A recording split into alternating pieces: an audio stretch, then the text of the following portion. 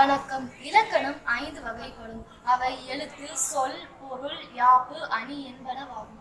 இவற்றுள் பொருள் இலக்கணம் பற்றி காணலாம். பொருள் இலக்கணம் 2 வகைப்படும். அவை அகப்பொருள் இலக்கணம், புறப்பொருள் இலக்கணம். அகப்பொருள் இலக்கணம். அகப்பொருள் என்பது அன்புடைய தலைவன் தலைவி இடையிலான உறவு நிலைகளை கூறுவது அகத்திணை. குறிஞ்சி, முல்லை, மருதம், நெய்தல், பாலை, கைக்கிளை இவை ஏதும் அகத்திணைகள். இவற்றுள் முதல் 5 அன்பின் 5 புறப்பொருள் என்பது புறம் பற்றிய நெறிகளை கூறுவது புறத்திணை. புறத்திணைகள் வெற்றி முதலாக 12 வகைப்படும். அவை வெற்றித்திணை, கரந்தை திணை, வஞ்சித்திணை, காஞ்சித்திணை, நொச்சித்திணை, ஒளினை திணை, தும்பை திணை, வாகை திணை, பாடாந்திணை, பொதுவியல் திணை, கைக்கிளை, பெருந்திணை. இவை 12ம் புறத்திணைகள் ஆகும். நன்றி. மீண்டும் அடுத்த காணொளியில் காணலாம்.